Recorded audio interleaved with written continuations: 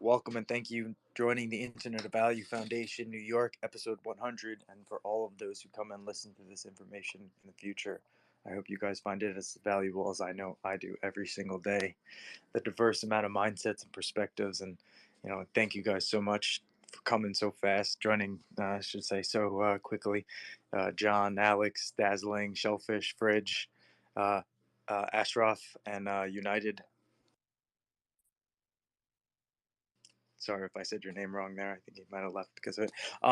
But welcome, guys, to the space. It's gonna be a fun one, I'm sure, today, as they always are. Uh, Please feel free, though. Any of you guys want to hit the request, come up, or type anything in the bubble for the bottom right. For the time being, I am gonna go get some content to post up top that we could speak about today.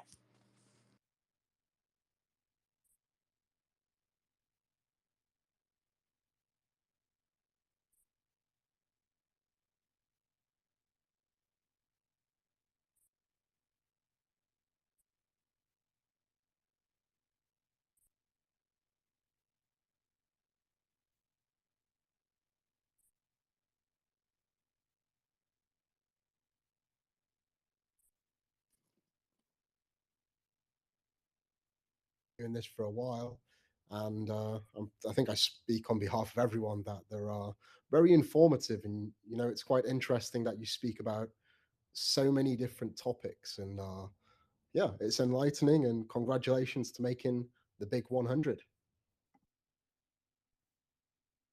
Well, thank you very much. I really didn't think much about it when I guess saw had this base 99 yesterday, especially because we had the ledger scale space, which I think was 100 and something spaces we were able to push out. But yeah, it's awesome, man. I really appreciate it. It's everyone was so ecstatic about it. So it rubs off, right?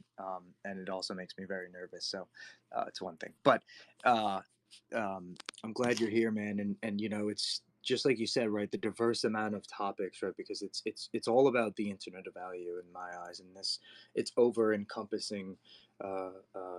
Really just term that holds everything of possibility that the future of our species uses today in a technological manner to communicate and distribute information. And just yeah, I think it's all very important, and I thank you for bringing it up.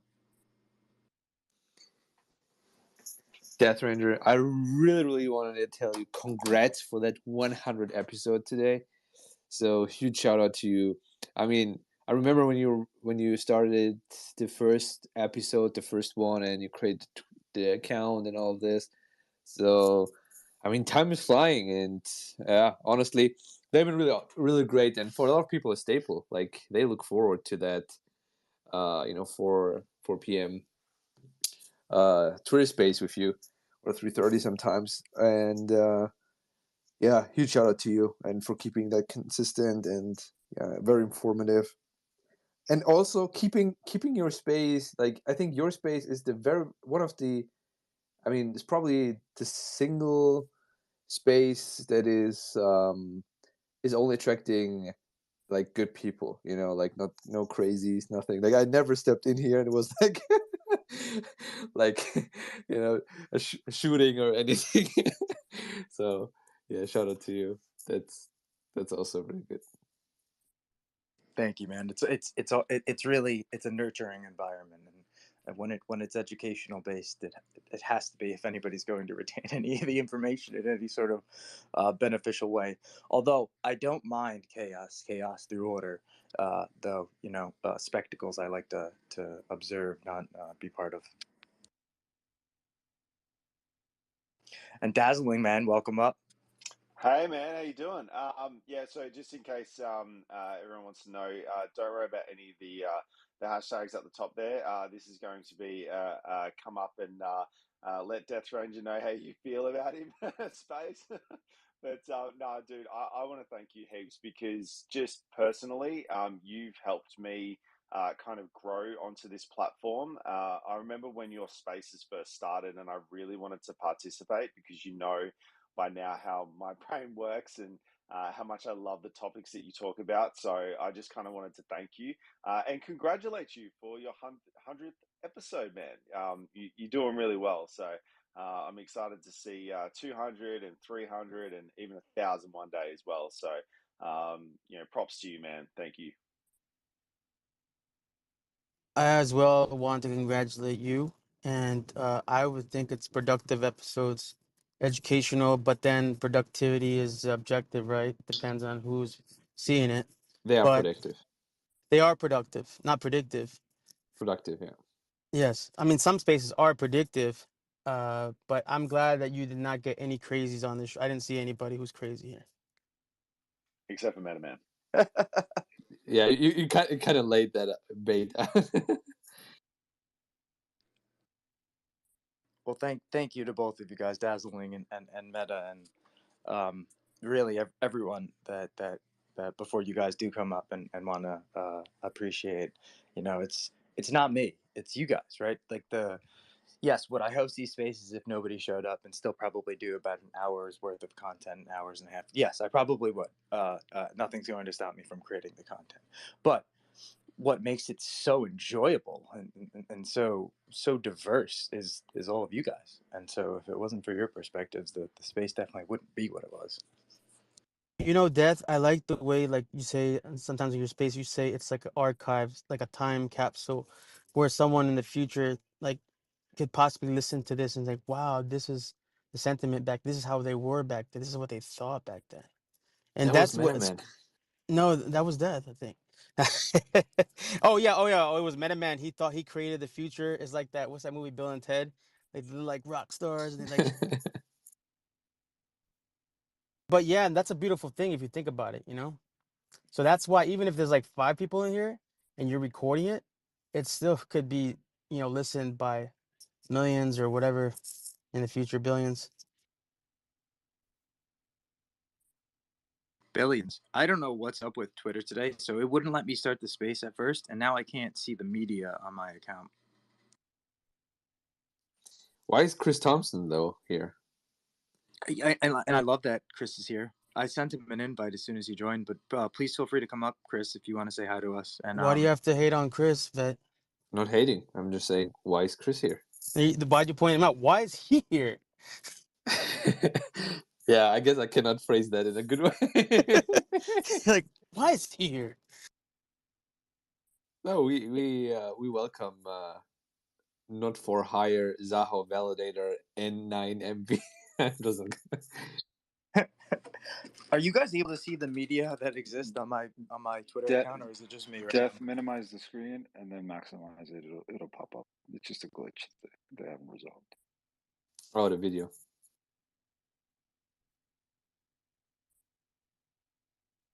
Well, I would have come to yesterday's space, but I heard you had some really trashy space elevator girl in there, and I can't be in that frequency. So I'm here today because she's not here. Yeah, today's frequency is much better. Death Ranger, I love your spaces. It is probably the highlight of my week and my day. I enjoy coming and getting socially engineered to enjoy learning and spreading the knowledge throughout the space, and hopefully teaching everybody else what you've taught us in each space. Because I try so hard to come and learn and be able to actually apply it to the world around me. And I think you're an awesome teacher, and I really appreciate you. And I don't want this to turn into a roasting thing, because I think you do so much amazing work for the community, and I just wanted to lift you up today. So I give you props. Oh, you made him drop. Oh, he rugged. Who wrote? The host? It was all the feelings. I'm sorry. I'm not repeating that. If you didn't hear it, then I heard. You can go back on the it's audio. recorded. In the archive, you can go back. It's recorded, yeah. But that's what you bring, Death and Shellfish and everybody who was here. You guys bring, and Death, you bring basically a welcoming feeling. Like Vets people at the XRP Cafe say it's cozy, for the best place to buy NFTs. Like you bring that cozy feeling, like not cozy, but basically like welcoming. Like any question, no matter what it is, it's not a stupid question. This is getting weird. Yeah, I'm he's not expressing. I'm not here to stroke Death's ego. I'm just Well, here to learn more welcome about to the quantum alcoholic. entanglement. Welcome to Crypto Anonymous. Money, when you have your 100th episode, we'll stroke your ego too. It's not stroking ego. It's just Stop showing it. I have no no, ego. no. Death has no ego, dude. He does not have an ego. Well, you forgot to say no homo before you said all of that. Why? Mm-hmm. I'm fine with my sexuality. But anyways, And I appreciate that. And it's homo do, right? Homo. Oh, no homo. We're Homo sapiens at the end of the day. I mean, the title says genome. We are literally going into homo, aren't we? What's a homo? What is that? No, Shelly. No. I was going to say, so Death's probably got a bunch of subjects lined up in regards to the hashtags up top. So I'm curious to know what we're up for today. So I see, I see genome. What? Yeah, that's a new one. Wait. By the way, nice new PFP dazzling. I don't know if you own the IP to that. Gotta ask Chris Thompson down there Well, if he allows I you actually to. do. He does allow me to do whatever I want with it. Wow. Why you gotta call him out like that, man? He's But yeah, asking for it. You see what he genome. did? Okay. He went to Chris, but through me. You used me, Bet. So you use CRISPR. Okay, that's what the genome thing is. Okay, thank you. Now,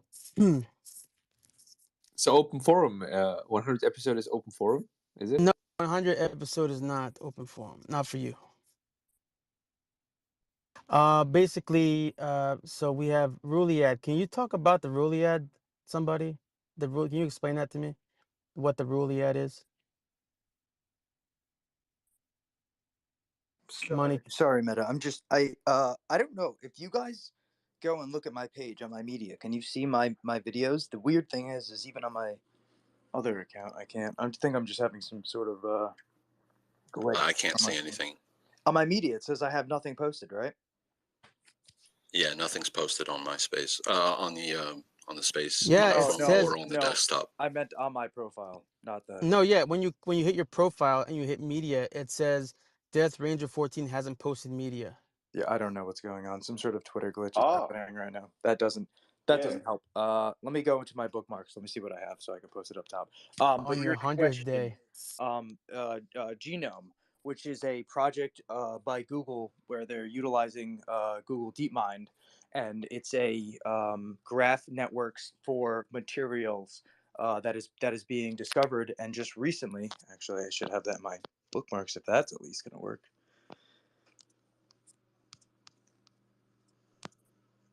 Isn't Google Genome about the Human Genome Project? Is this a different one? Different one, yeah, correct, yeah. Yeah, because it's just genome is just the acronym. I'll be right back, guys. So wait, it has to do with Google and genome? Yeah, so it was Wow, using that's Google's weird. DeepMind, which is a generative AI that's built utilizing neural networks, right? And so with this, just recently, just the other days, it was in a public paper where the equivalent to 800 years worth of knowledge. And conceptuality of how fast we're able to discover new materials and binding molecules together. So we've multiplied the number of technology viable materials known to humanity. So of its 2.2 million predictions that were just recently established, 380,000 of them are most stable, so making them promising candidates for experimental synthesis. And so among these candidates, materials that have potential to develop future transformative technologies ranging from superconductors powering supercomputers and then next generation batteries to boost efficiencies of things like electric vehicles. I posted the bookmark up top that I had in my page there, and if you would like to give it a look, it gives you a little bit more of a breakdown. I think I continued reading that there was 700 of these that were actually already being tested upon and proven that there'll be some somewhat useful materials that can be used for our species. One of them being, I think, we were speaking about it the other day, shellfish. This new type of graphene where they're mixing. What was it, graphene and helium to stretch the graphene out to make more holes capable inside of things like a net, where you may be able to fit more sensors in a material based structure apparatus. And with that, we got a couple questions or a couple hands up at least. Rose, welcome up, and then Meta, if you would like to, and welcome up Hope and Usman.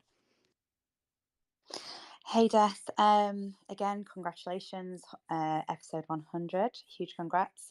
But just on the side note with the spaces, the space that I originally shared earlier today, if you go onto your Internet of Value Foundation page, I don't know why, but this has sometimes happened for me. You've got one that's still stuck on there that you posted 5 hours ago. It's still showing as reminder set. So Yeah, I think that's what corrupts it. But I think if you delete that, it might delete the space. So don't do that. I just wanted to let you know. But I can now see the post above that you've shared. Yeah, just wanted to let you know that. But anyway, good luck for tonight. Hope everybody's well. And yeah, happy Tuesday to everybody. Happy Tuesday. Thank you, Rose. And I had tried to actually delete it, wouldn't let me, and it would not let me start that space. So that's why it took me.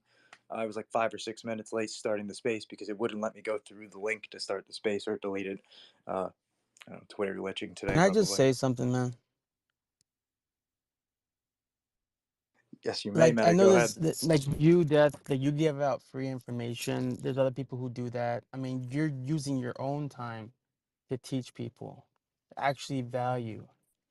And then you have people who are maybe jealous or hating on someone, but they could have done the same thing, but they don't. And I appreciate, and if I say I appreciate you, and it's not, I don't even think you have an ego. So I just want to say thank you and continue. And we the ones who actually want to learn, we appreciate that. Well, thank you, Meta. I don't know if I could take the compliment of not having ego, but I think balance between all the different sociological means of the ways that we interact in the existence of the world, whether it be with us or other agents, I think is something I always try and keep as professional as possible. Yes, and now speaking on the genome, sorry, on the genome. So I don't know if I'm right. So does this have to do with biological matter fused with tech, with like robotics? No. So genome standing for graph networks for materials, right? And so this is where we're using Google's DeepMind, right? This very large neural net capable generative AI model that can take all of the different types of molecular bondings that we know of today, right?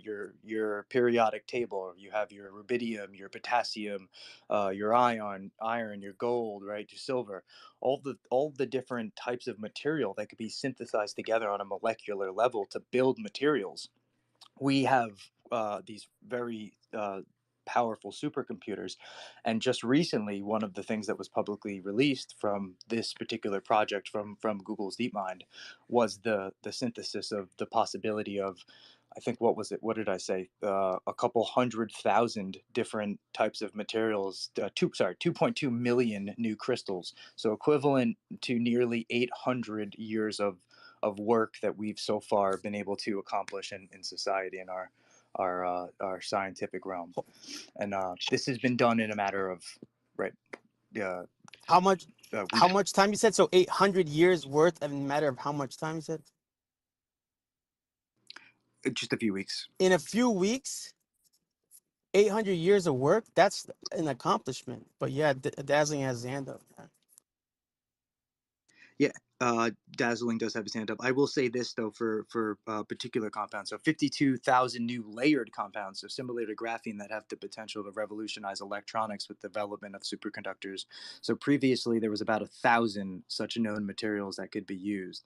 So obviously 52,000 being a much larger substantial amount of synthesized materials that could possibly be conducting materials that could be used in circuitry and microchips.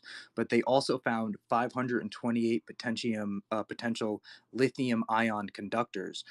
So you know how we have lithium ion batteries today, we could build way more efficient means of that lithium processing through the charge of the ionized lithium, and then possibly 25 times more than the previous study. So this is in all regards from material that we use today, the possibility is growing much larger to the amount of material. And you know, if shown in labs, right, and this stuff then becomes industrial use case, it could lower the cost also of a lot of the materials that we use.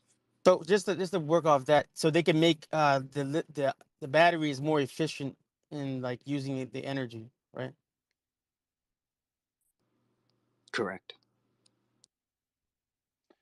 So if we're finding 52,000 new elements, or discovering that we can create 52,000 new elements, is there a limit or a maximum number to the amount of new elements and properties and things that we can create within the physical realm that we live in, or is it just kind of an infinite amount at this point? Well, that is a very interesting question, and I would say by the laws of physics, you know, you would think that there'd be some certainty in an amount of different atomic bounds of structures that could exist in particular structures, right? But then you have different pressures, right? So depending on the pressure and the charge, the gravity, you have all of these different possible types of molecular combinations that could exist. And so I don't want to say yes or no because I have no idea. You know, I like to think that there is a limitless amount of capabilities out there. However, with at least the periodic table that we have and the elements that we have today, and the isotopes, when you think about isotopes, which is something not highly talked about in chemistry, which you have these different molecular breakdowns of these compounds that we already know of, like hydrogen. One of the molecular compounds of that's an isotope is deuterium, which is also starting to be used in nuclear fission. They're combining H3, which is helium-3, and deuterium to create a stable plasma in these different tokamak reactors, which they then attach these large magnetic apparatuses around. And so they create this very hot plasma, and through these different magnetic pulses basically spin this plasma around it at a very high speed. And by doing so, they can extract energy, right, electricity and heat, without needing to warm up water and create turbines with steam, which is how typical nuclear reactors today. So you know, the possibilities of breaking down these synthesized periodic table of elements that we have and combining them into different ways is it's not something we were really capable of doing until we had these very capable computational systems in the form of graphs and algorithmic computation. Hello, everyone. Well, welcome up, Osman. Is there something you would like to add to the spaceman? Welcome. Well, to be honest, I'm sorry to interrupt your space, but I come on with my own side of story, which talks about my family right now, how we feeling here in Gambia right now. Oh, I knew you were familiar. I think I gave him money once, actually, a long time ago. Sorry about that, guys. Let's keep it going though, for sure. Bryce, welcome up, man. I'm so happy to see you in the space today. Yeah, no, I dig it. Yeah, I mean, I've missed 100 episodes. Wow, that's I don't know if I've caught this one before. Boy, I missed this one on the radar, but dig the conversations. A little over my head with some of the stuff you're talking about, but it's pretty impressive. But I love science, and and all this good stuff. So yeah, I'm just I'm listening in. If I have something I think I could add to the conversation, I'll definitely speak up. But this is cool. Congrats, by the way. 100 episodes of anything's great. Thank you very much. To me, it's just another day to me. But everyone has definitely made it a really big thing. So I thank everybody for it, and I thank you for being here. And just like you said, if there's anything that pops in your mind, any question or anything you want to add, feel free to raise your hand or just jump in. Absolutely, absolutely. And so I don't know, Dazzling. I think I got off though a little bit, man, because you had asked one question. I really went down a deep road there. Is there anything else you were thinking about that particular subject, the genome? No, it just it amazes me that, with the technology we have at the moment, we've been able to just very quickly discover things that we've never been able to do before. So it just kind of blows my mind at how quickly things are moving, and at this exponential rate, and how quickly we might find other elements that can do other things that we haven't even thought about yet. And the possibilities are just endless. And yeah, it just blows my mind, man. It's crazy. I couldn't even for it. Go ahead, Bryce. Actually, I do have a question. I mean, I do cross over on AI spaces quite a bit. What does AI have to do with the mapping of the genome, or what else can we do? Like, what's happening there? That's because that's the next frontier, right? Yeah, and so this is AI, right? And so I guess this is something I do often, and I really should every single space. So AI, or now we have a very popular term, Gen AI, which is generative AI, is this over-encompassing term that kind of just grabs everything that has any sort of smart tooling set to it, and like throws it into this category. However, in this particular instance, the generative AI, which is just really the intent to kind of explain these vast models that exist in situations, in most cases, that we call them today neural nets, and they used to be called CNNs, so conventional neural nets, which are large warehouses of computation, RAM, CPUs, hard drives, all of this information that is accumulating it and communicating with itself, breaking apart this information and trying to diagnose it the same way that the neurons in our brain shoot out these little axons attached to other neurons and then communicate and create synaptic connections.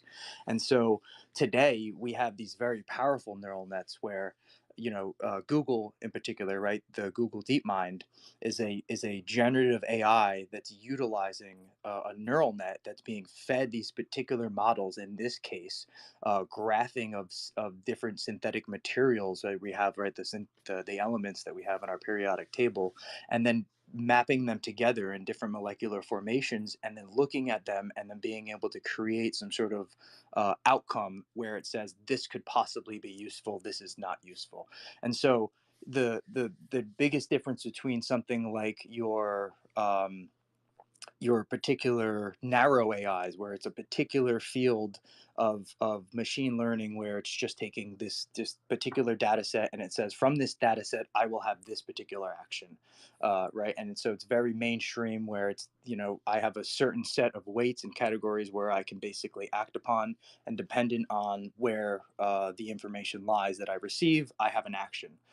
Generative AI is a little bit more to the point where uh, you have all of this information, and the system is able to take it in and then basically say, from all of this information I will create something new, right? And we do also get in a lot of cases, like we had once with Google, where we had the two different AI models that were communicating with each other, and they actually created their own language between each other, and so they had to shut them down because they really couldn't understand what was going on between that.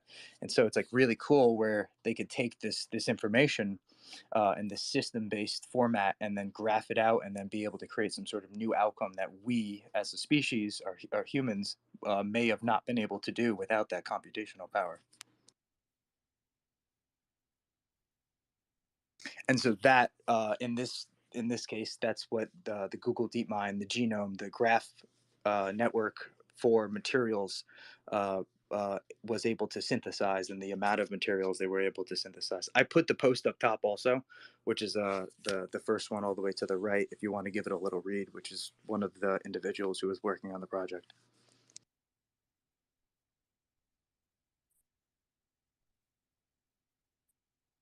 that was a lot. Sorry. And I think 2 people had their hands up, but both are down now. So please feel free to re-raise them if you guys want. And NY, welcome up, man. 808 as well. Dazzling, go ahead. I was just going to say, I was just thinking of a quantum computer running some sort of Roolead, trying to figure out all the possibilities of elements that we could create. How cool that would be to watch. Oh, you got there already. I was actually going to take us back a step to the photonics, and speaking about light and the transferring of the way that we're kind of can also use generative AI in this thought of not only synthesizing the materials, but also synthesizing the way that we direct the electrical current, in this form the electrons, inside of circuitry that makes it more efficient to the magnitudes of hundreds of thousands of times more powerful than the circuitry we're able to build today. And there was one video I actually watched particular today from a quantum physicist. Her name is Anastasia. She's just quite brilliant. She has these podcasts that I'm actually I should go and try and see if I can go post that, even though it won't let me see my media today. But in this, there's a particular, because there's a lot of different types of quantum computers, quantum processor units that are being created and built out there. And so in this one particular model, the guest that they had on today, Nick from, I think it was ESSOQ, SQ, yeah, SOQ. That him and his team were able to build a one of a kind quantum processor unit where they are utilizing electrons that have been suspended on helium-3 as a superconducting liquid, and then using it as a mirror. I think is the understanding that I got, right. Basically a gap in circuitry that then has entanglement with electrons on the other side of it. And so I definitely, like, things like that really blow my mind, because there are a lot of different types of ways to do quantum processing today. And it's really, to break it down, the simplicity of what most of the idea is that you want to be able to triangulate this state of an electron inside of an atom, and through this high powered ray of light, of photons, this information, we can detect the change and entangle that change of state, whether the electron be in multiple different types of atoms through the transfer of said states, and when it hits the end of the processing unit, be able to have some sort of mathematical calculation that has been done from that. And of course, way more complicated and things are going on that need mathematical calculation for. But that's kind of like the breakdown of what we're all trying to achieve with quantum processors, just this state of being able to entangle information in the movement of electrons.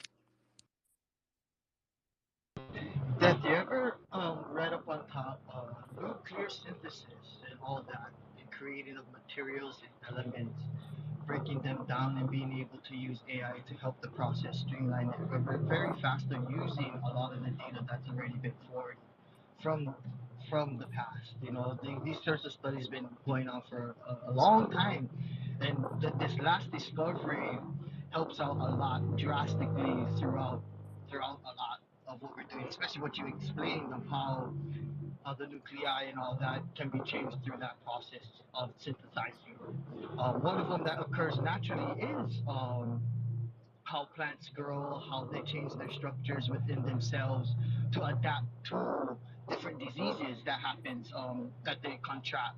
Which I love about this study that helped bring on about, because this is going to help a lot of environmental impact scientists and models to help them study better certain impacted areas, such as what happened in Lahaina. There's a lot of toxic still yet within the ground that they can't study, because how deep it is, the locations of these certain things. But this also helps in that area, which is pretty cool to kind of see it being foregone, because sorry, I forgot where I stayed driving too. But yeah, congratulations on your 100th thing. kind of touched both on it. But once I get my foot in, I'll come back in. No, thank you very much, 808, and I always thank you for coming to the space and speaking, man. And I couldn't agree more. Also, I think when it comes to the ecosystem that we live in, Earth, these technologies, the synthesizing of materials, and the ability to build these adaptive models that we can take, per se, right, the ocean and particular geographical locations, and then break this down into even an atomic assimilation to understand what's going on between all of the individual agents, right? Each plant, each individual, down to the leaf of what's occurring. And I think this potentially really gives us the possibility to fix a lot of the damage we've done to the earth. Like this, being able to do such research and studies on it allows for so much things to happen, because the creation of materials involve designing and synthesizing substances to specific properties within themselves. Like you have different substances that come together at different temperatures, heat, impact, all these things that create other life or other forms of itself or a new entire form. And these studies, like how what you were explaining of how it was suspended. Sorry, I have a cop by me. You're okay. Anyway, drive safe, man. I couldn't agree more. I just actually posted the video clip also from Anastasia, the podcast she did today with her team and Nick. If anybody wants to give that a watch at any point in time. I see we have a couple comments. Give me 1 second. I'm going to go look through these and see if we have any questions or anything.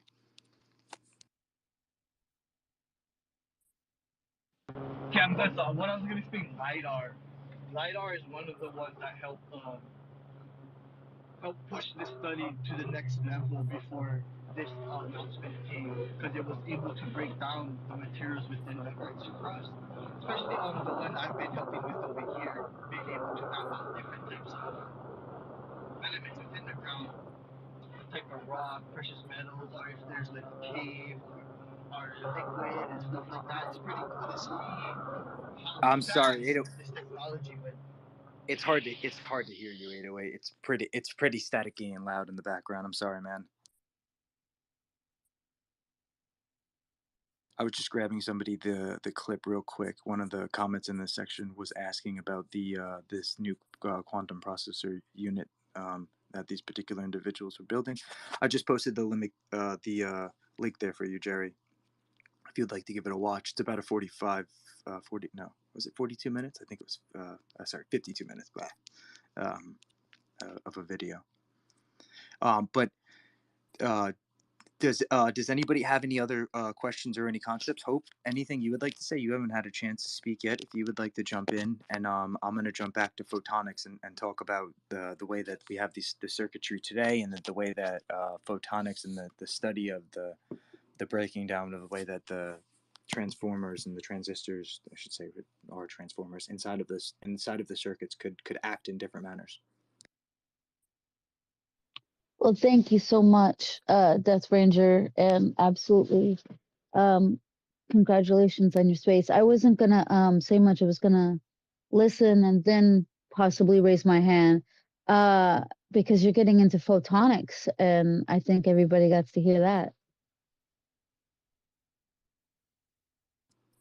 Well, awesome. Meta, you got your hand up. Go ahead, man, and then I'll jump into it.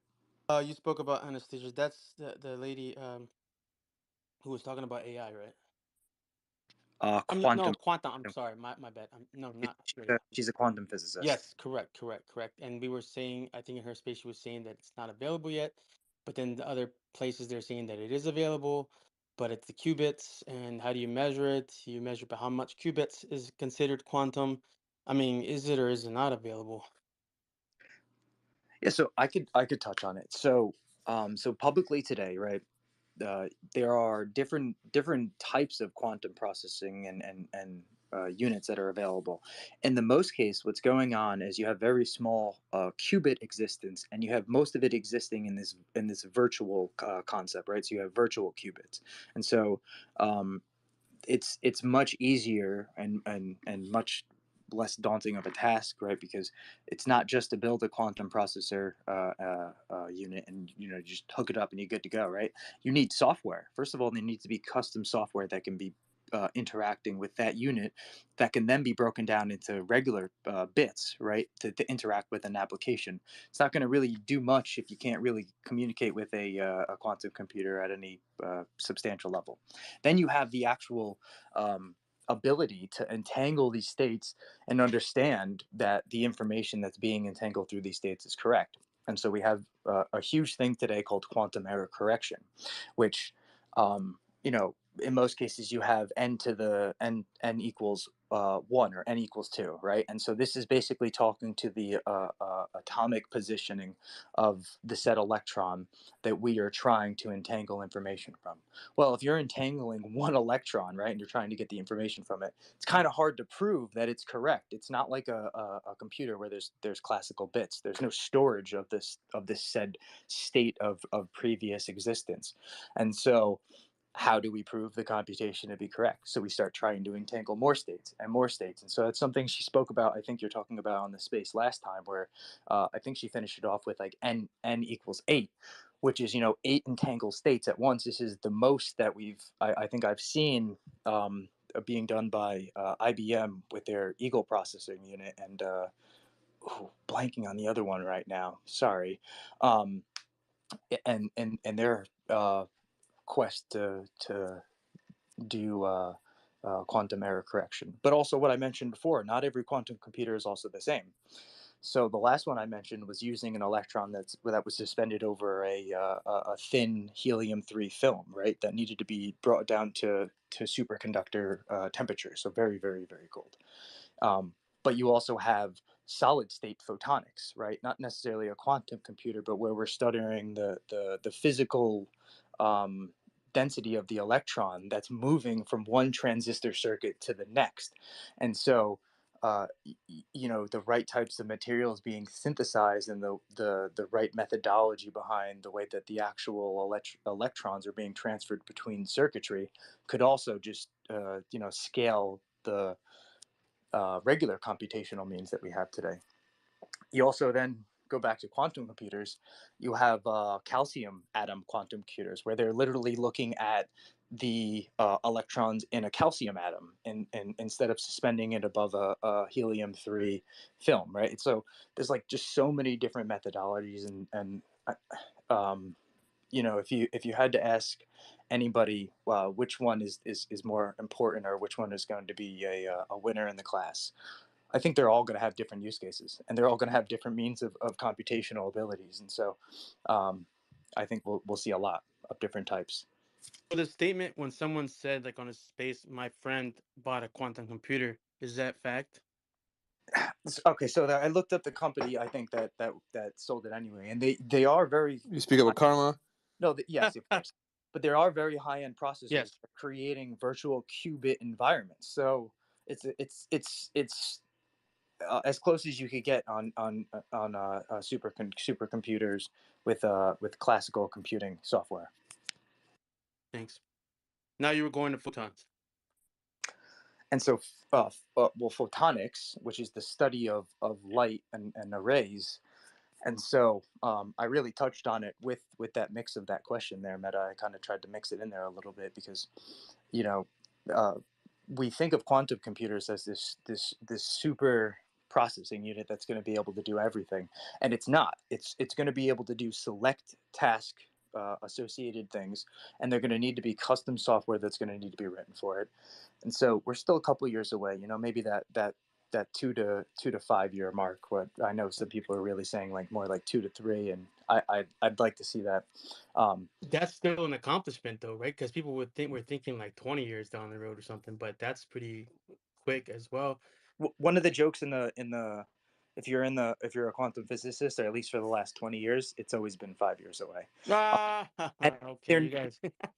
See, one of the things that they talked about in the video, and as much as I don't always enjoy this being a part of science and the future of our species, talked about a lot about investments and business, right? Where is the investments going to come from for the quantum processing companies to make a profit? I mean, it's all great if we can synthesize materials, but if Google synthesizes and then patents every new possible synthesized material for our Yeah. species, we're in a rough spot, right? Because that's just Then the way. we're When already do in the a rough patents spot end? then, because you already know they already patented a shitload of that kind of Yeah, and they definitely, technology. right? They already Yeah, did. yeah, and so that's one of those things where it's like I look to it and say, well, there needs to be a use case behind it, right? There needs to be some sort of cause where the individuals who are doing the work are benefiting from it in their own position, and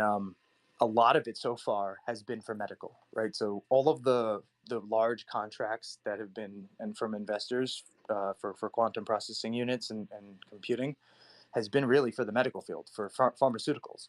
And I love that personally because I think that also spills into robotics a little bit for people who lose limbs and have neuromorphic diseases and all of the vast amount of things that could go wrong and if able to be fixed could help sustain an enjoyable life for an extended period of life. I personally think that's important for our species for sure, but um, yeah, it still By takes the way, we celebrate for the people who joined. We celebrate today the 100th episode of IOV. So come up and say hi to Death Ranger and to the community up here. How come Oh, IOV hi, never Vet. talks? I didn't know you were up here, bro. Yeah, I mean it's blue, the blue mushroom. How can you miss that one? I just was gonna go say because you're talking about photonics too. Even the study of photonics can help out drastically with with what we're a lot of the technology using today with visual optics and stuff like that, which we are Like that blue seeing. mushroom Well, that you missed seeing. whoever that blue mushroom It's a is, man. visual I guess optic. he's a good guy if you want to call him a good guy. That but yeah, the study of that being done is already drastically helping not just in medical industry, but even in your everyday use cases.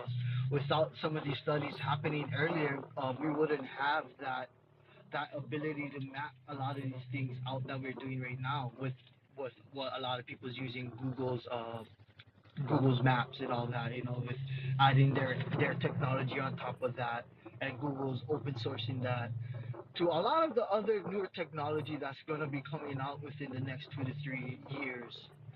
To me, I say 2 to 3 years because they've been working on it for a while.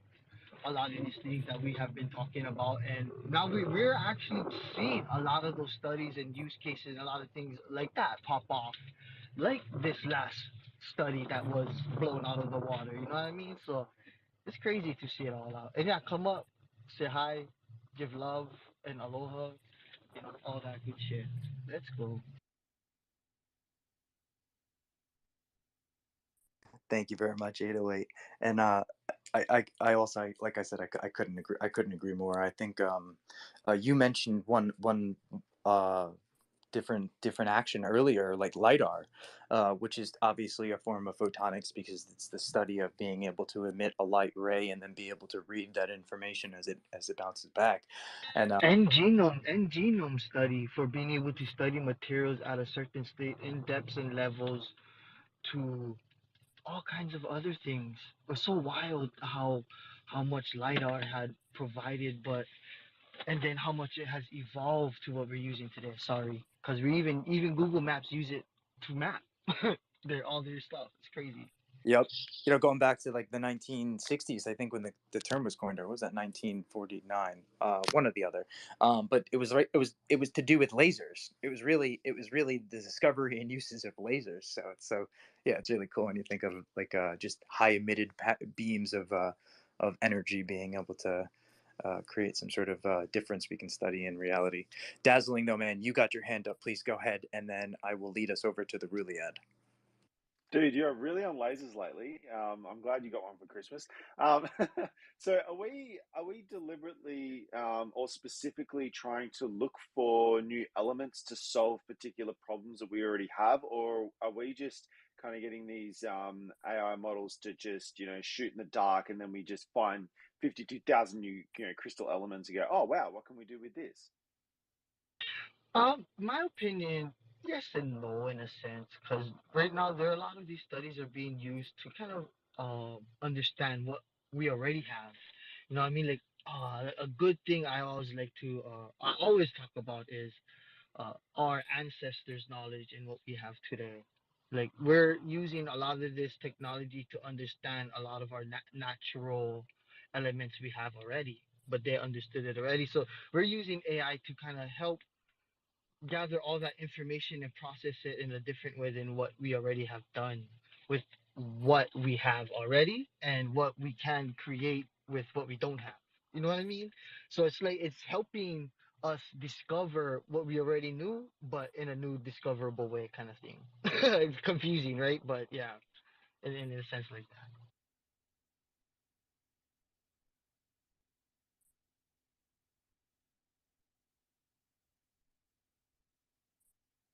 Is it help discover in a more efficient way, quicker? You can actually say that because humans can only process so much and do so much, to where these tools can be used to be put in place to where our efficiency is not up to par as it should be. No, we're like we're only human, so we can create these models and these different large language models to help uh, further what we already know by making it more efficient, doing and helping us be more efficient in doing whatever exactly study or whatever you're doing specifically. That's what's awesome because we can create it to be very specific to our needs and our wants or not. You know, we can make it broader. Like how I use here in the team I've been working with that studies diseases in plants in certain areas. You know, we just give it the information we get and we let it create its own, like how Death was saying, generative AI. There's two different types of generative AI models actually. Not It's not just generative AI. I forgot the two different names. One of them Is it task uh, driven and then general? variational auto encoders.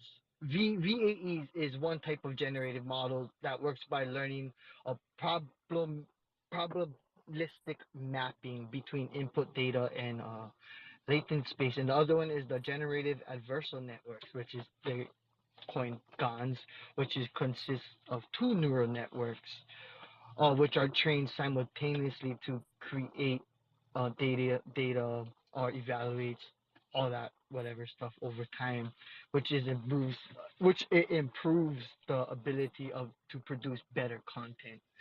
And you know, we actually had some people that you guys know that actually were studying and doing stuff like that. I believe Chris, what's her name? I forget her name now. Chris, you know what I'm talking about. Shit, I forget her name.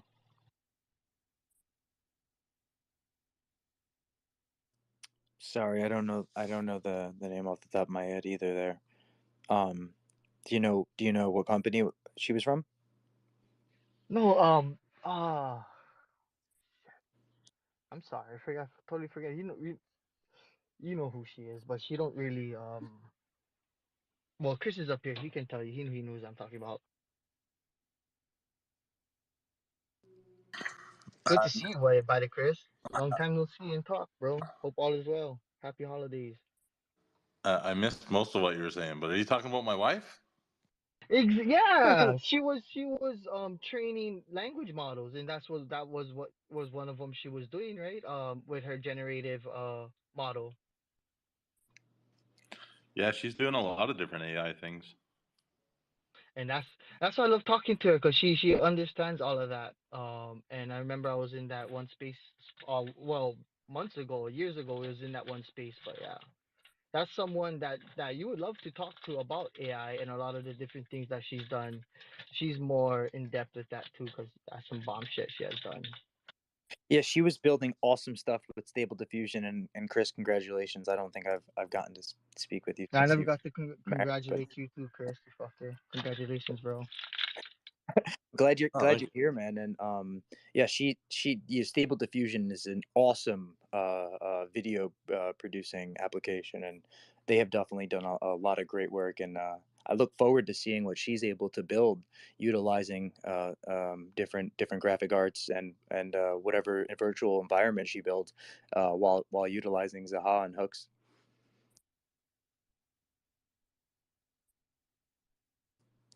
You don't have to tell me, Chris. I'll wait to see it. Yeah, I'm not quite sure what she's doing. She's not here right now. She just went out to go drive.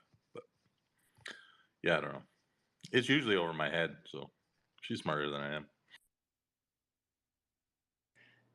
That is the way Your of the wife world. has a bright mind, but a funny uh personality, I would say.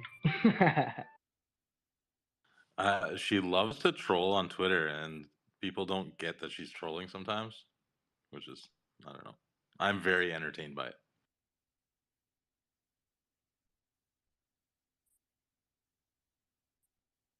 Well, I love you both, and I hope you guys are both having a great December, and hope you guys have a happy holidays. But back to the Ruliad, because I'd really like to kind of tap all this together with thinking about all of these different types of technologies and the tool sets of generative AI and the material based studies of the ability to distribute light.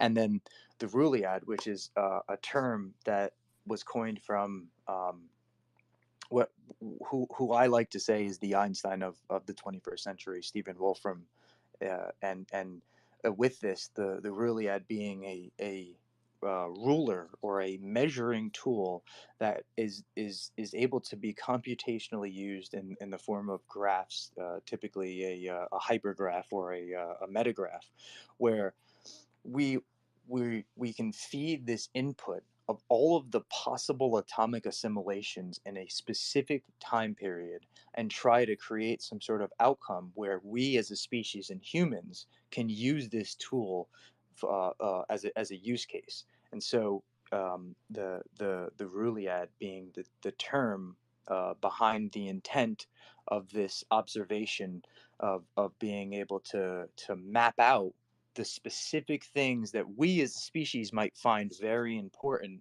and to learn that the specific reality of the atomic assimilations based off of all of the information that we have gathered, and be able to create the best possible outcome of that next actionable step.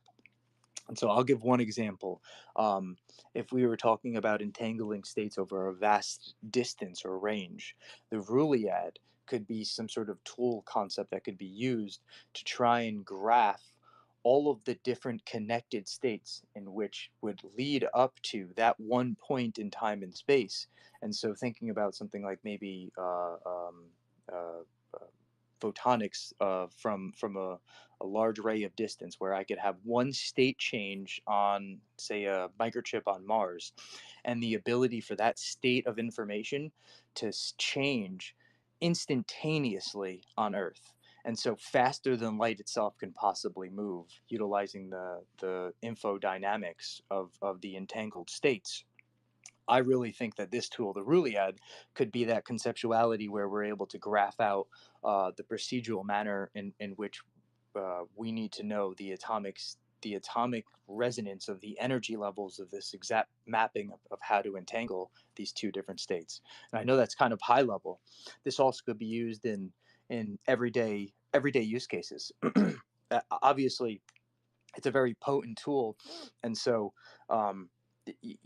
thinking about mapping up all of the possible atomic assimilations in a low gravitational state, so we could use this to try and theoretically think about all of the different states that uh, uh, uh, an astronaut would be in the International Space Station.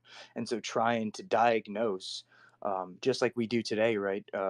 Somebody who's living in outer space, and periodically build this timeline of all the different possible atomic estates that will be represented inside this specific period of time. Go ahead, 808 man. Please jump in.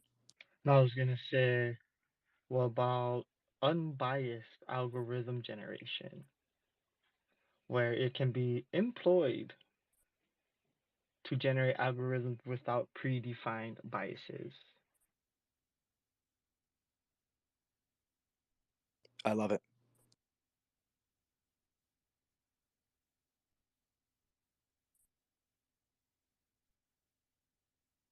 Close to be vice versa to use for algorithmic optimization, where it can advance in theoretical, it will advance its processing by using the Reuliad. It's just pretty crazy to even be able to. I'll have to get to see more studies on it because I know there's other studies that's been going on using it as such. Good stuff, though. Thank you for sharing. Yeah, no, thank you, man. You lead me to another way to describe a use case. So take a large language model, right, and then pair that with a natural language processing model from Wolfram Alpha, and then you have this unitary spectrum where there's this ability for a large neural net to take in information and symbolize it, understand the intent behind the expression, right, which is language in itself. Why we communicate as humans is we are manifesting external intent, and so through this we try to express um, um, the understandings of reality, and a computational system, right, a synthetic based computational system could use these two tools and a Reuliad to pair with it, and then to build off of that with all of the possible outcomes that could be from their situational based actionable states that a computational system may have. Yeah, I think that's also a really great use case of where the Reuliad will come into play. You just sparked another one because we were talking about genomes, we were talking about all of that, but also you can also put it in frameworks for computational modeling for biological systems, and with being able to read these different these different materials within different states that they are in. Say, because you know how certain things are connected from the mountain to the ocean, from the river to the sea, all of that, being able to do certain things on that sort of level without having them, having them in their natural state, being able to do studies in certain things like that. The Reuliad would help alongside with what all these other technologies we have and mechanisms we already have.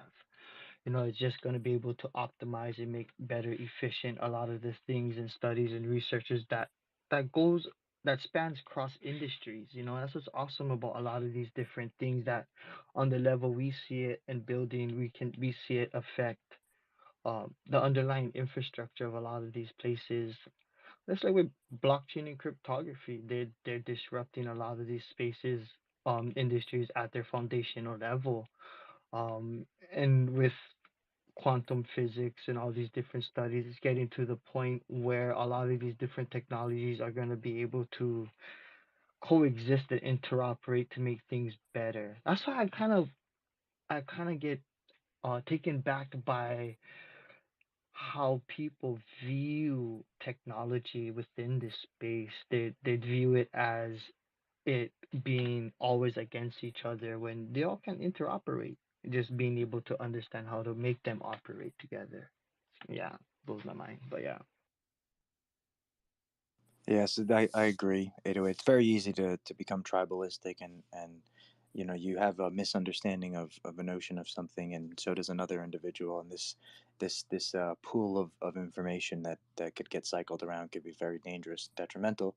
It also points to one of my favorite quotes from Stephen Hawking, which is, the greatest enemy to humanity is not ignorance; it's the illusion of knowledge. And with that, Meta, you go ahead, man, and then I'm going to jump back to the Reuliad because I still have another thought on it. Just to get the other side of the coin, what you said, Crypto Beast, that why are people against the technology? I think you were talking just about crypto and crypto, right? Because you said it could be interoperable, but I was just thinking No, in general, technology in general. Okay, the thing is because we are human, and we see like even people with money, they yearn for more money, more power. Even like greed, there's greed. There's even we've seen people on in this platform, they're jealous. So when people have power, they're jealous and greedy.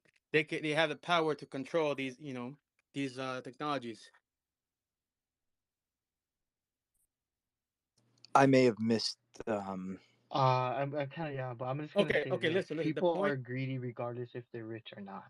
Yeah, But I know. people I who know are that. not rich are greedy still. But Yeah, yeah, yeah. Sorry about that. Let me land this boat because it's a flying boat.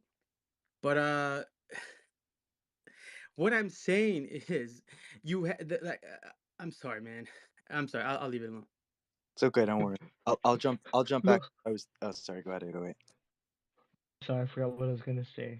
Okay, how about this?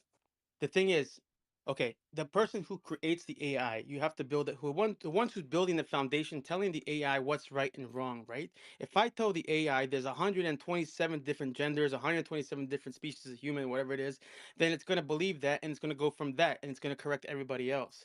You know what I'm saying? Just for that example. So that's what I'm saying. That's why it's a double-edged sword. Same thing with anything, you know? Well, so all right. So this is one of those things where AI can be a little dangerous of a term that could be used because right, it's like over encompassing that we just kind of threw like all of the tool sets into kind of like one thing. But I will agree with you in the sense that today, with large language models and the way that all of our applications exist, right? There is an operation that exists behind the said entity, and the information that comes from that you could assume has an agenda. Obviously, it's a business; they need to make money, right? In the way that our incentivized structure is in society today, that is the manner of the way that we interact with each other. Um, yeah, and this is something that you should just know, right? That there is a possibility that the information I get maybe some sort of has some sort of agenda behind it. However, this is where the distribution of the information and the internet in itself has been such a powerful tool overall. You could go back 1,000 years. I mean, books and information was hoarded by those who had the means of the ability to gather that said information. Today, you can access all of the information for the last couple thousands of years that we at least have historical context and that's public, and every single day there are brilliant individuals in our society who are publishing more information. Where I think this leads to is when we talk about AI, or really these large language model agents and existing in capacity. I think there'll be such a distribution of the information that exists that when there is malicious sources of information, it'll be very quickly sought out and known to be viewed as a malicious source of information. And so, just through the process of elimination, just the time that our species takes to evolve, this is really the direction I think we are going. At least from historical context, it points that direction. The distribution of information has only grown and continues to do so. Um, I hope that at least quills your thoughts a little bit on that meta. Yeah, yeah, yeah. I'm sorry. I don't mean to sound like if I was aggressive or anything, but the thing is, yeah, I mean, yeah, we have to look at the other side sometimes of the coin. But then I was thinking, like, I was thinking about someone said we've been the same over thousands of years, but now we're at a point. I mean, we think who knows what it was 1,000 years ago, is they have better technology than today, but we're at a point where we can possibly change who we are as a human race, like modify it with AI and modifications to the body, and a point of no return. That's what I'm saying. But yeah. Yeah, well, I mean, I would say every point is kind of a point of no return, right? Like you'll never have the same moment, even if you were to like a kind of thing, right? Go back in time. Technically, it's not going back in time. It's a new moment and it's a new history, right? Your past can't be your future, but your future can be your past, kind of concept. Um, though, um, it's I look at it like this, right? There are plausibilities and possibilities, and you have to weigh in your mind and the way that you want to live your life, which one of those plausibilities and possibilities that you want to kind of try and exist in, and try and make it the best of that. And so that's at least my philosophy behind how I try to live. Um, the going back to the Ruliad, and one thing I really wanted to say about it is because it's an awesome concept, and it's a great tool, but that's exactly what it is. It's a tool, and just like artificial intelligence and all of these computational systems we're building, these are really external tools that we as humans have manifested for reasons of efficiencies and benefits to the way that we survive and communicate it as a species. And um, uh, the Ruliad in itself, I think, having great potential a graph-based operational modeling, where we could have these virtual agents who, in a virtual setting, right, may be able to build their own identities, building utilizing, right, a conceptual tool like the Ruliad, where it can have a large language model net, and it can take all of this information, and then based off of that information as a generative AI, start accumulating all of these different data points that it can then look at in even a virtual world setting, right? That it could begin to diagnose, and from this virtual world setting, I think could create mathematical plausibilities that can in turn help our reality. And when it comes to whether it be materials itself, or just physics and the way that nature interacts with itself, I think that's also another really cool possibility with the utilization of the Ruliad. And that was my attempt to try and throw us back there. I forgot what I was going to say actually earlier, so I hope that sounded fun to me, at least. My apologies. It sounded fun, but I'm like, okay, where are we going with this now? I'm stuck in a state of virtualization and using such things in a virtual world, being able to use the real Ruliad in such ways, or just technology in such ways that it could benefit us. But just as it benefits us, like how Meta was saying, it there is those that creates things that does not benefit us and is Yeah. very impactful, and We that's see the it on truth. Spaces as well. We And see that's people like that on Spaces or on like anything, in real life. We see people like, dude, this dude or woman should not have money or be rich or should never ever do this, because if they ever had a power, then they would be horrible. Anyways, Yeah, it's just that's and going to the Ruliad, actually, because I don't know how you triggered it, 808, but I remembered what I was going to say. Um, Also, one of these thoughts in the computational world and our reality is the concept of irreducible computation, right? And so this is actually something that Stephen Wolfram has worked his entire life to come up with the concept of. And so it's one of the facets that makes the Ruliad also so incredibly cool, is because even with such a powerful tool as the Ruliad, we're never going to be able to take what we have today and say predict all of existence, right? And so because of that, we have this notion of computational irreducibility. If we were to want to create a simulation of a black hole that truly simulated every single particle that makes up the energy of that black hole, we would need the same representation of energy to create that. And so with this thought of computational irreducibility, it truly signifies how beautiful existence and the timeline, this fourth dimensional aspect of time, is, and that we should truly be extremely grateful for being able to experience it, because um, there is no way to just jump to the end. We must go through all of the computational steps to get to said end, and I think that's just maybe one of the reasons for existence in itself. is there an end And though?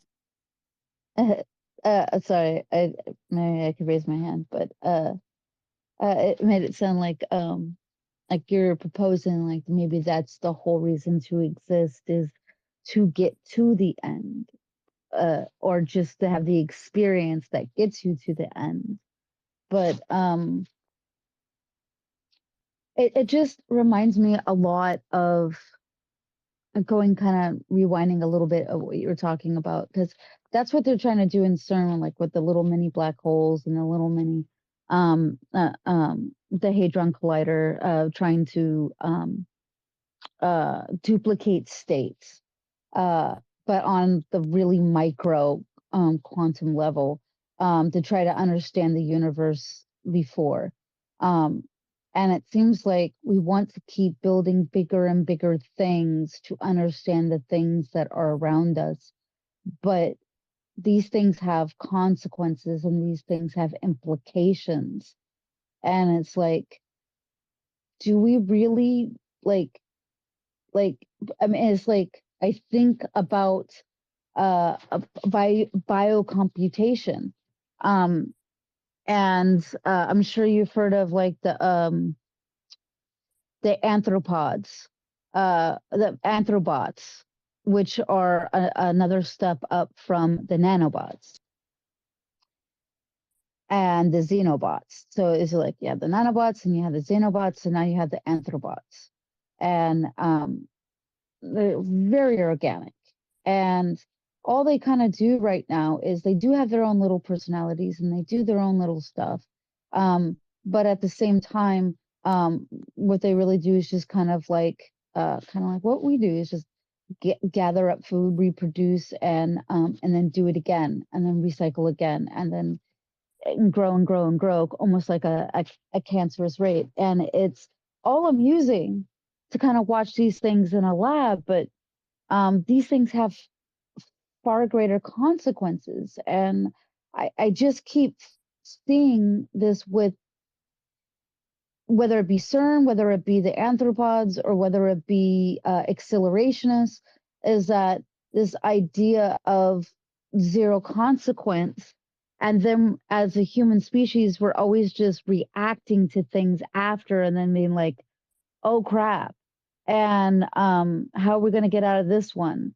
And I have yet to really see people trying to think about where things are going to be with these things 50 to 100 years from now, and what are the things that we could actually inlay as we build, as we create. Not saying not to do it, not to understand, not to be curious, not to try to have greater impact, but rather really ask the really deeper questions on what those consequences will most likely be, and how to build a, like, with that in mind going forward, instead of just waiting for the to find out later what those consequences on the totality are.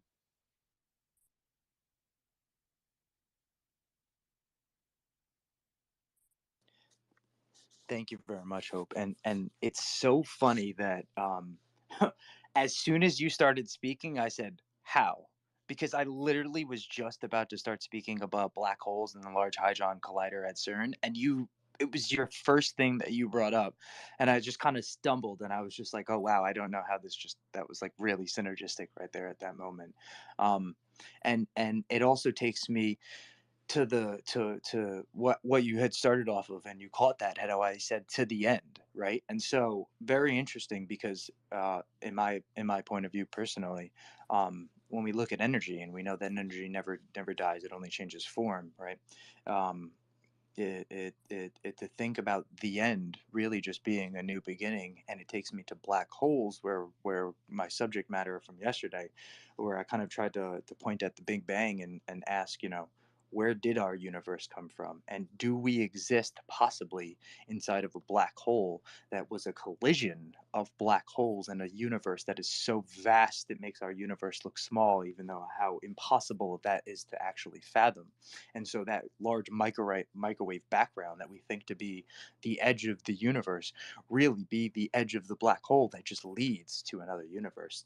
Could be a multi universal kind of spectrum, where it's actually interesting to think about how that could possibly exist, and still exist inside of the realms of Stephen Hawking's radiation, Hawking radiation, and Einstein's theory of relativity and special relativity.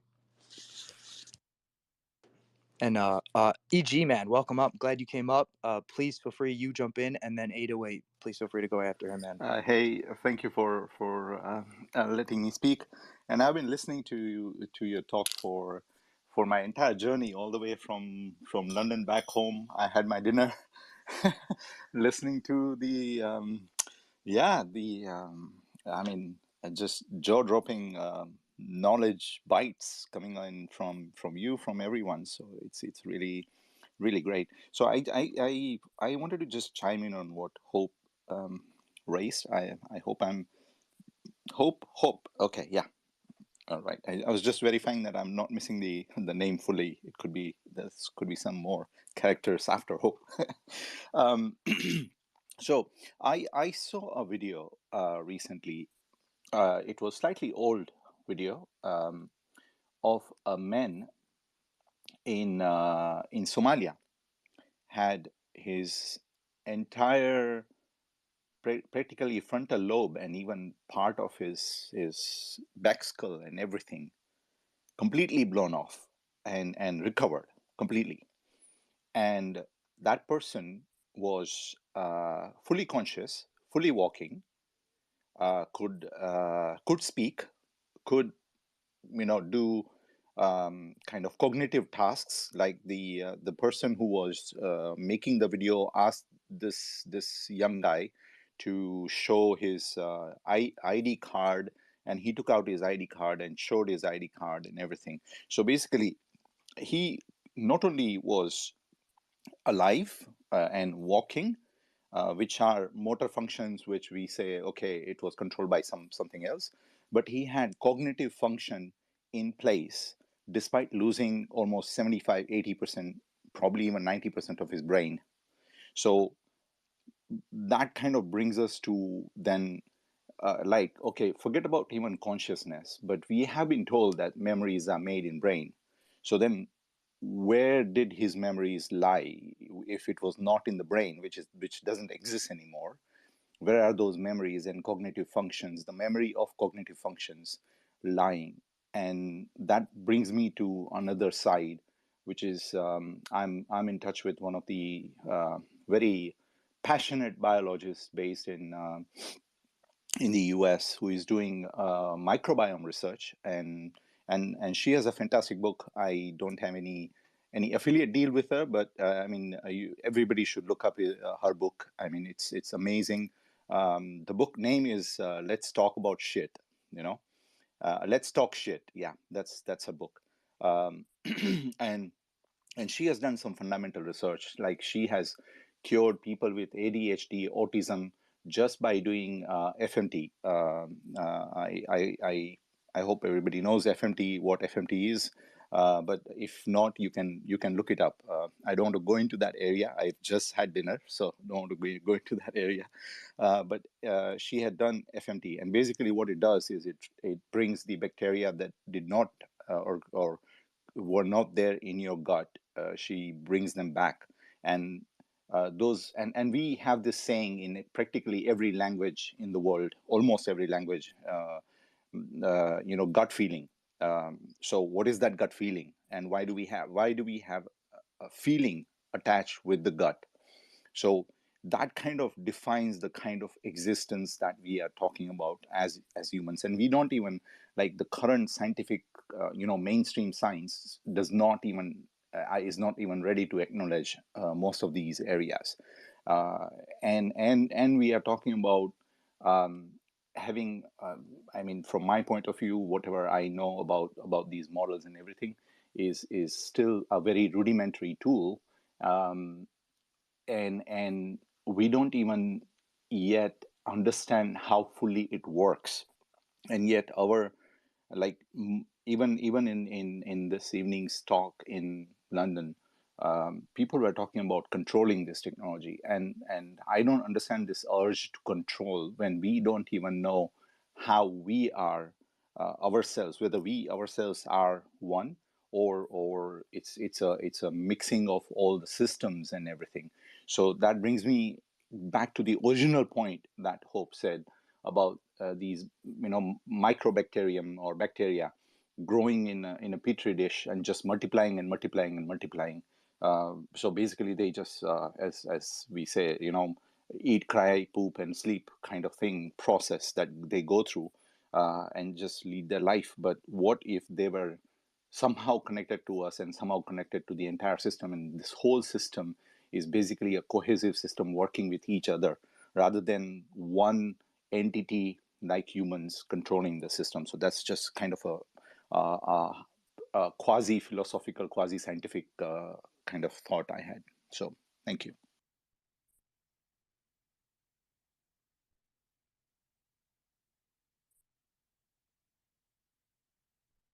No, I couldn't agree more with it, and that is. Sorry about that. I got a call there for a second. I didn't catch though that what you said she was utilizing to help heal somebody. Anthrobots. It's FMT.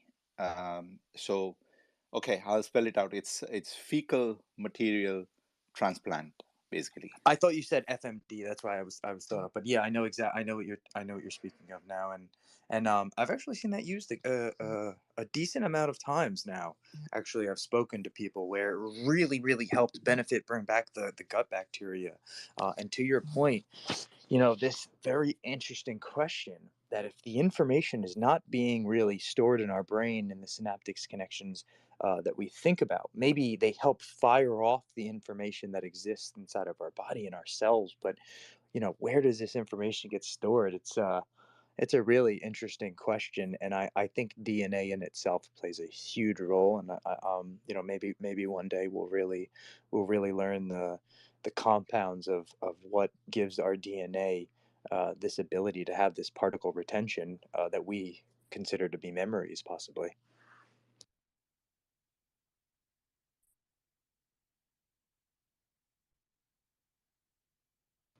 And 808, I think you had your hand up there, man. I'm sorry. When I got the call, my space bugged out for a second. No, no, no. I forgot what I was gonna say. But what were you talking about? The Anthrobots? Hope did The mention that before. anthropod. Okay, yeah. You Yeah. know what's crazy The about how anthropod. these Anthrobots Yeah. were created using human tissue? Um, our bodies go through self-organization and all the time. Say you cut yourself, you reheal. That's your cells reorganizing these cells and recreating its structure without changing its genetic genome, which is how this anthrobots were created.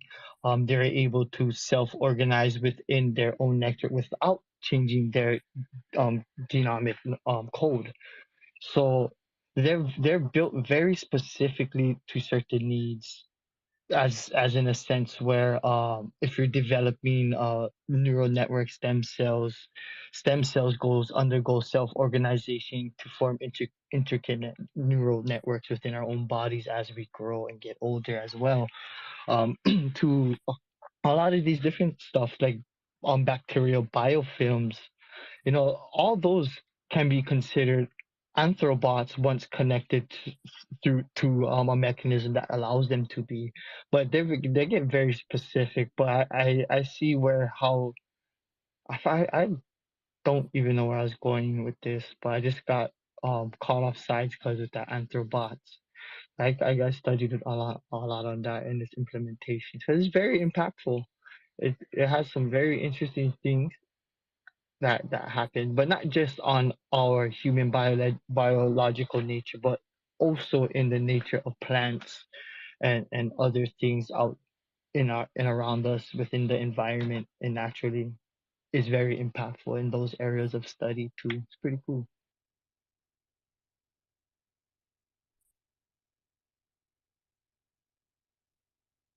I couldn't agree more. And we're right at that 5:30 mark. We went a couple minutes past, so I'm gonna shoot the space around for some last minute comments, anything you guys are thinking about, and I'll close up. But I do want to just touch on one thing quickly. I know it's nothing about the topics today, but going to like neuromorphic chip designs, EG. This has been something that has really been starting to be looked at from the types of different chemicals that we also have firing off in the brain and transferring the information for our neurons, right, to and different forms of atoms to communicate and build synaptics. And so DMT is also a chemical in the for cerebral cortex, the visual cortex. I mean. That we actually and the cerebral cortex, but and something that we've recently in neuro studies have come to find out that DMT plays a much larger role in the way that the neurons fire off in the brain and actually read the photons and symbolize this information for us to visually be able to realize what's going on. And so it's like now you even have neuromorphic chip designs where they're not just trying to fire off information in this layered type of circuitry to the same way that the neurons communicate in our brain, but it's actually trying to simulate the chemical reactions of the way that they actually articulate themselves in the brain and communicate. And so just think that's super cool, and it's just something that popped up in the top of my mind when we were talking about Artificial neurons. synapses, bro. Yeah. Talk about mind-blowing capabilities, and that actually coincides with what we're talking about with a lot of these different things, especially with Anthrobots. Imagine being able to do something like that at that level. It's wild, right? But to me, that won't happen for like years in advance. Kind of reminds me of some of that anime. Well, actually, some of the anime now is actually coming true, like the Sword Art Online, where you can put on your goggles and go into a virtual world, lie down and run around inside some virtual world. You can do that now. Crazy. I couldn't agree more, and I like that you brought up the anime and just movies in general, right? We have a lot of that kind of that talked about stuff that's really becoming a possibility today for sure. And I wanted to say something else, but I forgot what the first thing you said there was, so I'm sorry. But we'll go around. Hope, any last thoughts that you'd like to add in, or any topic specifically you'd like to have any comments about? It's probably best I don't, because you're wrapping up, because I could hit on these last points for quite some time. I think that as far as what educated guest was talking about, as far as the things that we think that we are controlling or building versus the things that are, and how we're interrelated and interconnected to things that are operating on a much more sophisticated plane than we're aware of or hyper aware of, even when we try. I mean, that's one conversation. And then the hypothesis that we've already bridged the past of the event horizon on a black hole is another. I think that there was a discussion, and I think I saw this on a quantum computation or at IBM discussion. Is actually we're talking about how it is it's a part of thermodynamics that that energy doesn't die, that it transforms. But there are, I guess, states in quantum that they can't really see how it's, I guess, something is transferring, but really just breaking up and just ceasing to function, I guess, so to speak, for a lack of a better word, no energy at all, and no transfer, no anything, and they can't figure out how to solve it. And not figuring it out is larger than the times that they're able to do it because of the rate of entanglement. And so I find that like really fascinating, the possibilities of so much of what we think we understand about thermodynamics and our state and physics itself. How at what points do those things always play true, and what levels of the possibilities can they not play true, as far as how much do we understand the things that we think we understand when we build. And so that's, again, I need to shut up because you need to wrap up the space, but there you go. No, I loved it, and great example of why the Nobel Prize this year was so important in physics. The I attosecond feel you, timing. Hope. I don't want to talk because I'm in a ramble. No, but yeah, this thought of the Nobel Prize, because we are finally at this point as a species technologically, where we are able to view an electron inside of an atom with 250 attosecond precision timing to be able to take an aperture of, which is really just a fancy way to say take a picture with a really dynamic lens. But yeah, that really right plays into that whole part of being able to kind of synthesize all of this different metaphysical layers of that is making up the thermodynamics of um, classical physics, we could call it a standard model of physics. But thank you very much for that, Hope, and for being here today. Shellfish, any last thoughts from yourself? I'm at work and I'm really happy to have been a part of the last year of your spaces. So I look forward to seeing what 2024 brings. Thank you very much, and I couldn't agree more. EG, you put your hand up though, man. So go ahead. I'll jump over to you. Yeah, I just wanted to conclude, but wanted to once again congratulate you in words, in spoken words, on this. I wish I had I had joined your spaces earlier, listened to your spaces earlier. So I'll try to find your old spaces recordings and then get my personal LLM to to create summaries of all your spaces and get the nuggets out of them. But just wanted to add one last kind of a roundup, specifically on the quantum entanglement. Um, so I'm very interested in my own culture, in my own ancient culture, which is the Sanskrit scriptures, and we have very deep scientific scriptures which have been there, and people are now doing some fantastic research in that, and I've been reading a lot, and there are some amazing I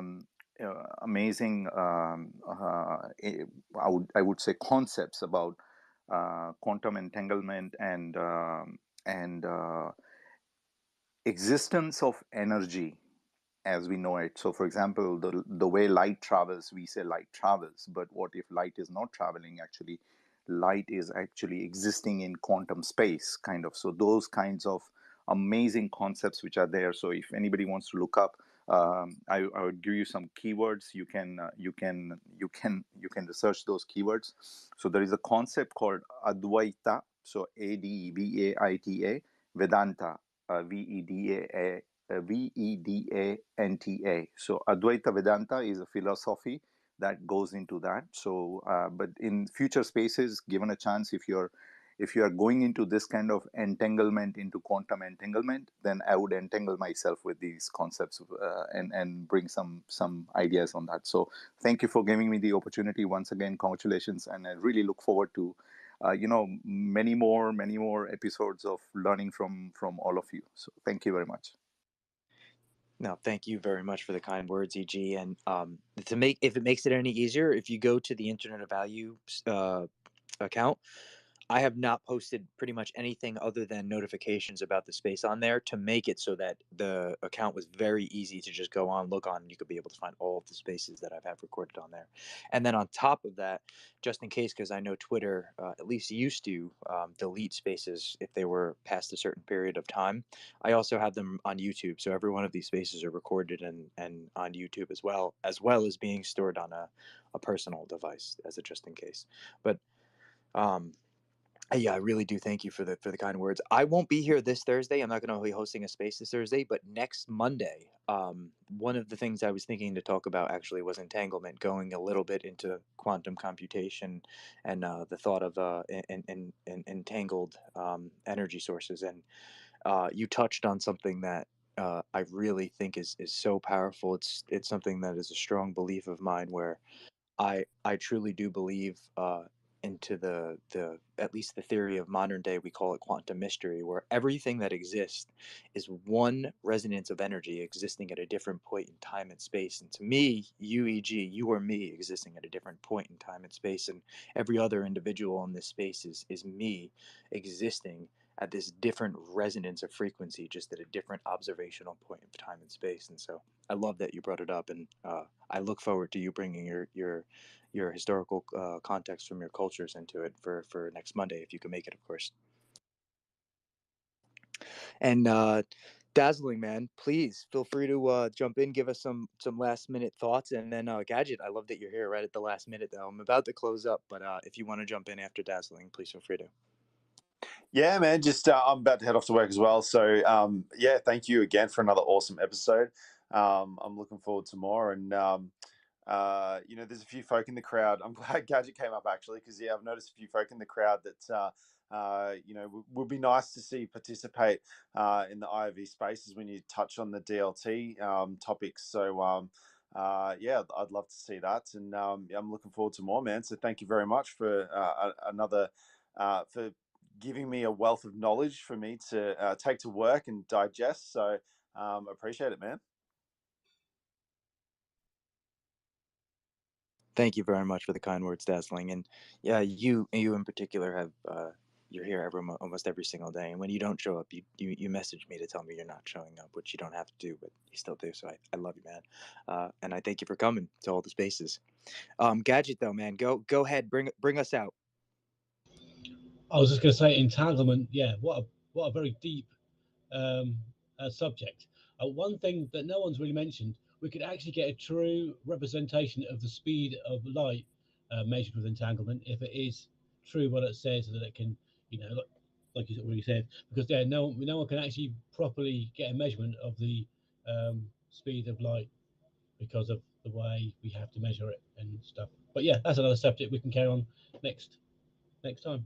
Yes, and that was a very interesting point. There was also to that question that EG had kind of brought up before, right? Was you know, these entangled states, and we look at something called like infodynamics, where right, light as based on us as an observer, the bound observers as we are as from a physiological state, light to us moves at roughly 299 million miles per second. At least that's what we perceive it to be. However, through entanglement, if we're able to use infodynamics and have states change from vast radiuses of range, it could actually prove to us that the information is able to move faster than light. And so light actually just being one of the physical properties that makes up the parameters of the said reality or existence that we live into, but it by no means being the boundedness of of how information can transfer. But I love you, man. I thank you for coming up. This was an amazing space. And Chris Thompson, if you would like to have some last minute words, man, I would love to hear them, and we'll close up right after. Are you still there, Chris? I am still here. I don't know. I'm sorry, man. I wasn't fully here. That's okay. It's weird because I had like a feeling like you were there, but I was like, oh shit, he you know, sorry, I said a curse word, sorry about that. But I was like, oh, he's on the speaker still. Like, oh, you know, I got to throw him in there. I didn't realize you were there still. But I thank you for coming to the space still and showing support. And I love you guys. I love everybody here. I really appreciate everybody showing up and joining the spaces. Like I said at the beginning of the space, this information that we speak about in here, the diverse amount of mindsets, the perspective, you guys make the space what it is.